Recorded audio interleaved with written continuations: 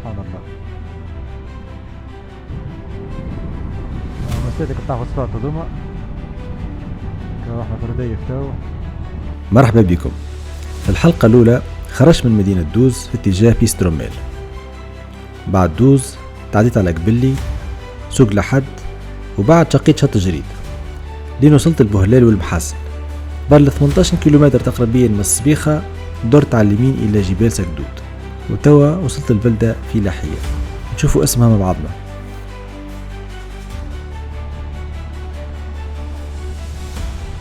ما عادش برشا على جبال سكدود، طريق محفرة برشا، سيس رواحنا محلاهم الواحات.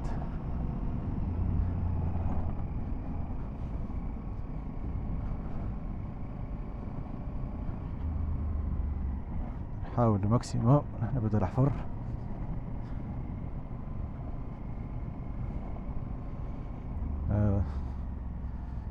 بديت تسخن.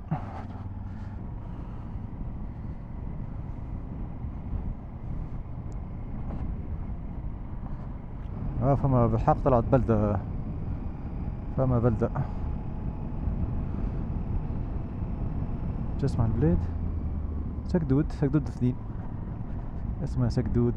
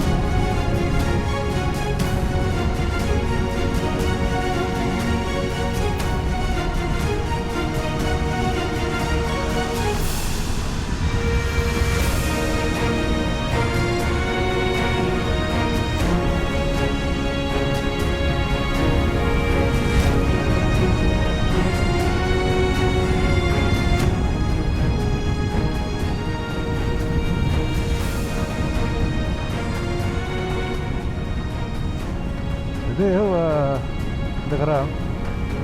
بعدها انا زني نعمل دوز مستير في مش يلزمني نعملها في 4-5 سوايع بالعادة. لا انا ديما نختار نعملها في 8 سوايع 10 سوايع. ديما نحب نطور اثنين، نحب نتعرف على بلادي، نتعرف على بلايص جد، نشوف طرقات الجد. السلام عليكم.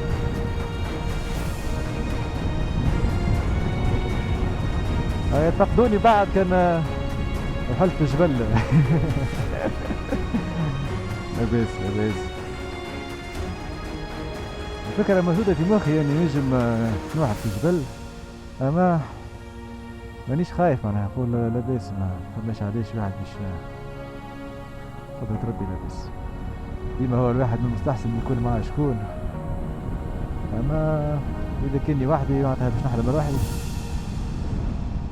حب اخويا نشوفها بيستروميل هذيا، حب نشوف سيروميل هذايا شنو عمل عام 42. نحب نعيش اللحظة.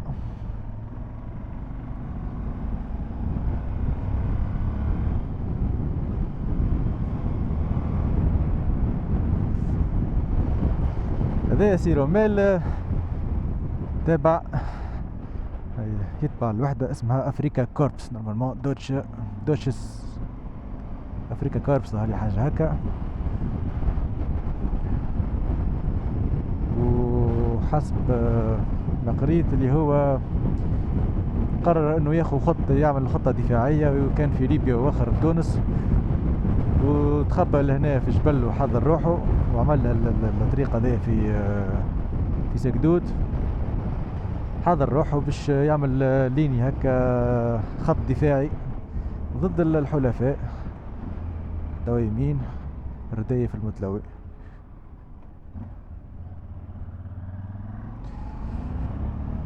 شوفوا ما شاء الله الجمال.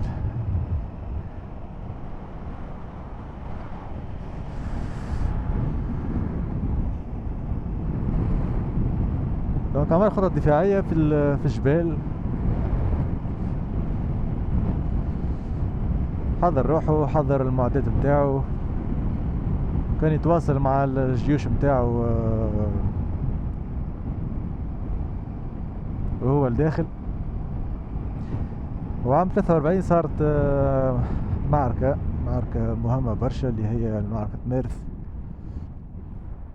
واللي ربحوا فيها الحلفاء. باهي توا بيها الدور هذيا منا، والجي بي اس هزني مشيرة الأخرى. نغفل هنا ثبتو. فما عباد نمشي نسألهم كان نحب.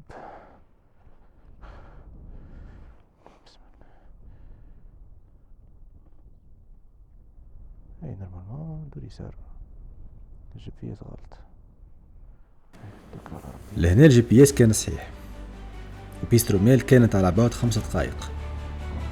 الغلطة هذه كلفتني شوية وقت، أما اكتشفت فيها طريق جبلي مزيان برشا، اللي هو الطريق اللي يربط بين سكدود وردايف. هاي برا نكتشفوه مع بعضنا.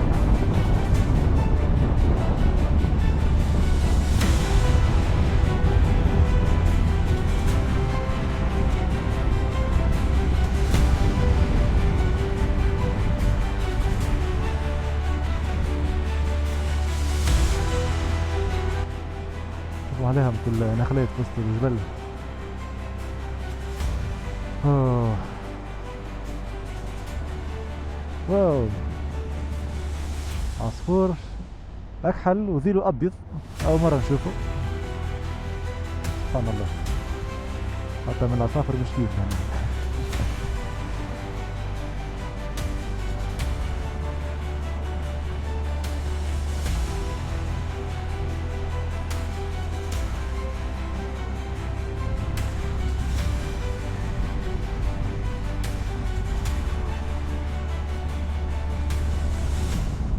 ونبدأ في الصعود.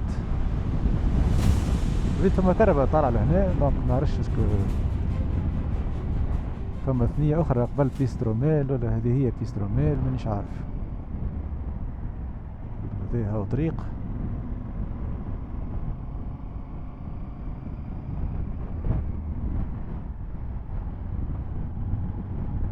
سبحان الله.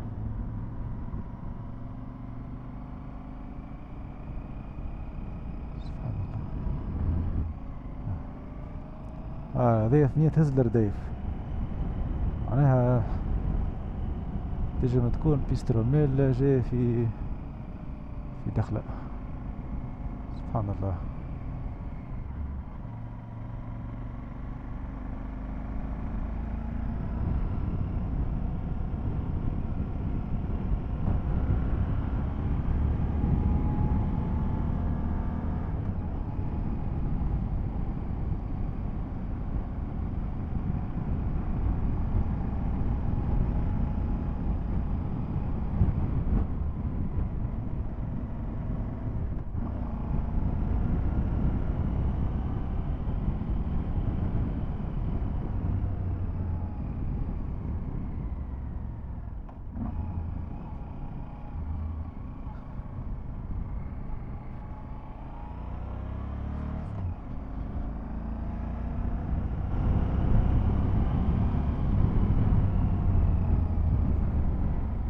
الجبال هذه موجودة في الجنوب التونسي بين ردايف وسكدود، وهي جزء من سلسلة جبال الظاهر اللي هي امتداد لسلسلة جبال الأطلس اللي تمتد من المغرب لتونس، وأعلى قمة عليها في تونس هو جبل الشعامبي.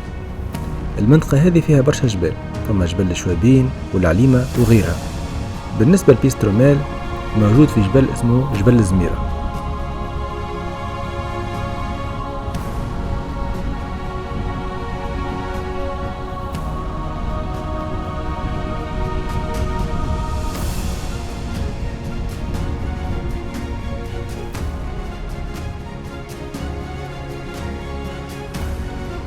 ذل نقف.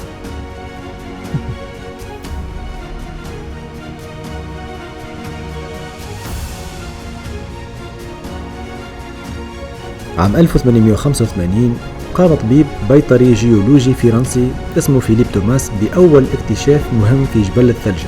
جبل الثلج هذا موجود شرق جبل زميرة.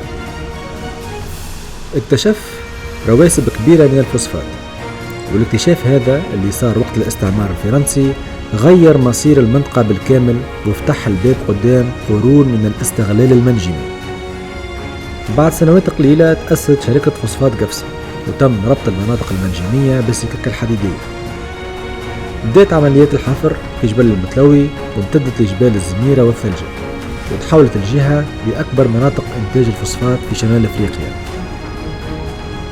لكن قبل الاستعمار وحتى قبل الفوسفات المنطقة هذه كانت عامرة وما زالت فيها آثار رومانية باقية لليوم. يقولوا حتى اللي بيستروميل هيئوها الرومان بل وبعد جاء هو واستغلها. مع الوقت تحولت الجبال هذه من موقع طبيعي إلى ساحة نضال اجتماعي. عمال المناجم دخلوا في مواجهات طويلة مع السلطات الاستعمارية، أبرزها إضراب 1937 واللي ماتوا فيه برشا عمال الله يرحمهم. وبعد الاستقلال الاحتجاجات ما وقفتش، وأشهرها كانت انتفاضة الحوض المنجمي سنة 2008.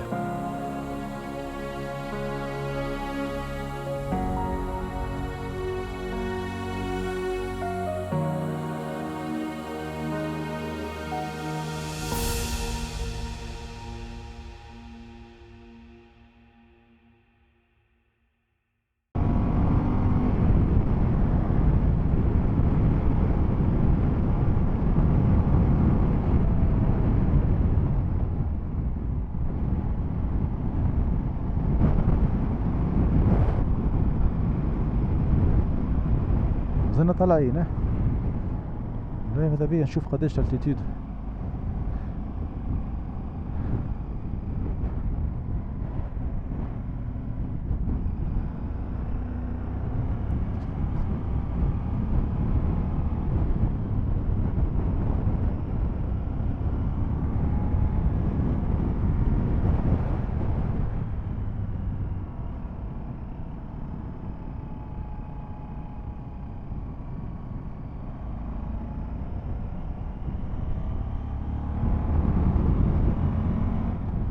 في بالي روحي باش نلقى روحي وحدي يا اخي. ها فما مترجية تدور،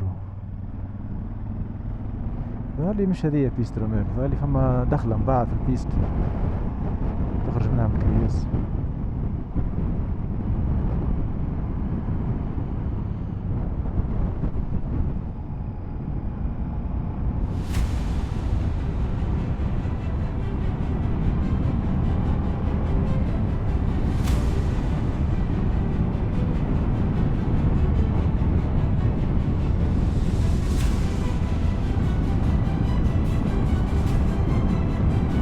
والله تحس روحك في بلاد اخرى مش في تونس.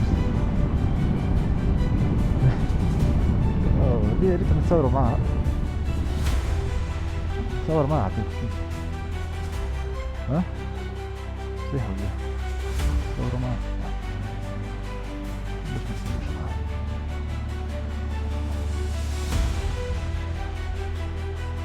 هي بلاصة مهمة برشا.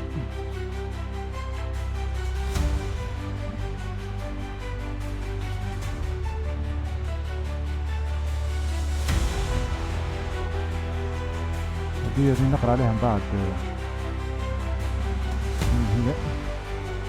شنو هو نقطة النشوف الجبهة.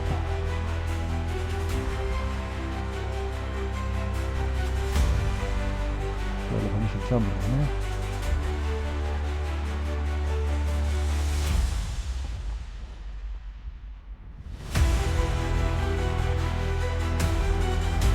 ما لقيتش معلومة تخص التمثال متاع المقرون، أما أكيد باش يكون رمز من رموز المقاومة ضد المستعمر الفرنسي.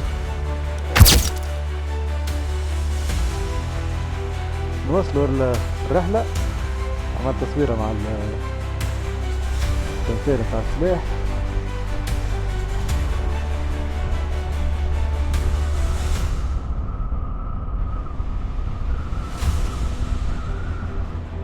فما هوني زعما فوسفات.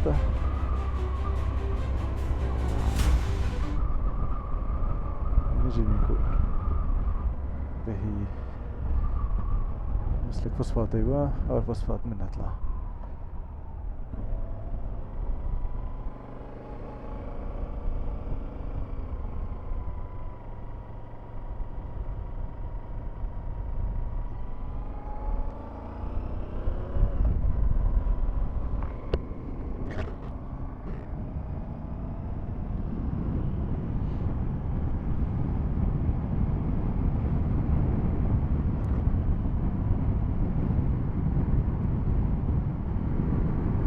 مسالك بتاع فوسفات هذوما. كا احنا في رديف تو قاعد نستنى في البارتيز الصعيبة متاع بيسترو ميل، ما نعرفش وين تبدأ.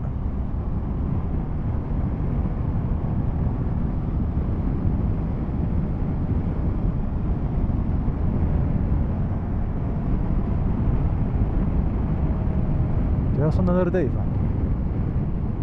معناها بيسترو ميل فلتها انا تو، فما حتى بلاك اهو.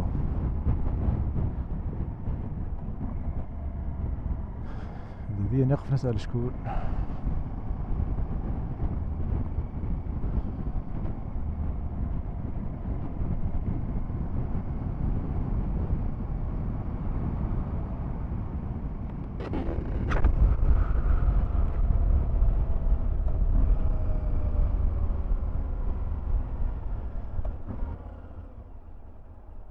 السلام عليكم. بالله بيسترو ميل منين؟ ايه يرحب والديك. عاش خويا، عاش خويا، شكرا. الله يخليك، سلام.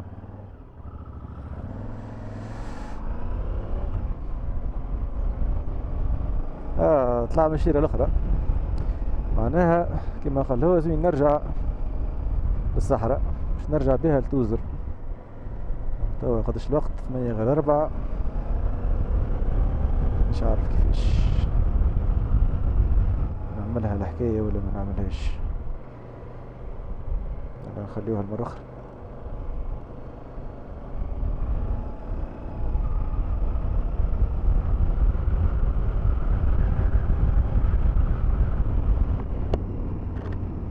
هذي رديف.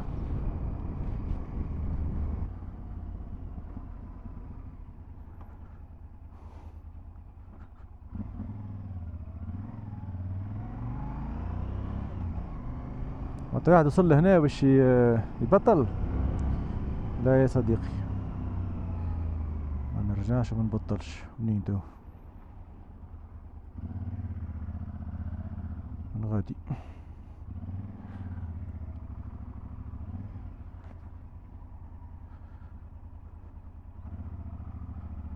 برشا حجر.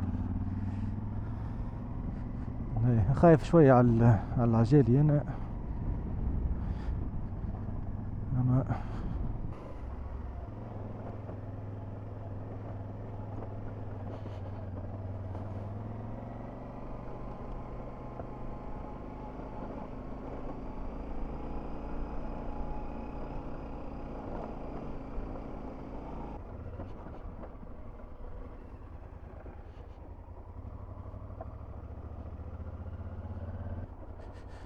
مانيش متعود بالبيست والافرود. جيت في صعدة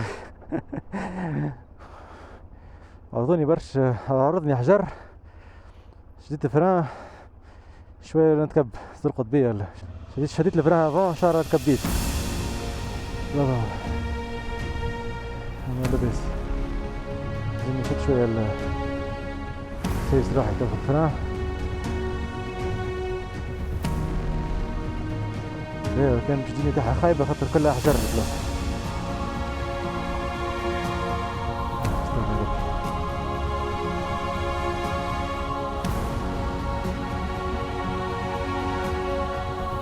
ايه هذا كله يتسمى ساهل قدام اللي مازال يتسمى فيه. قال لك هي ساحة بركة.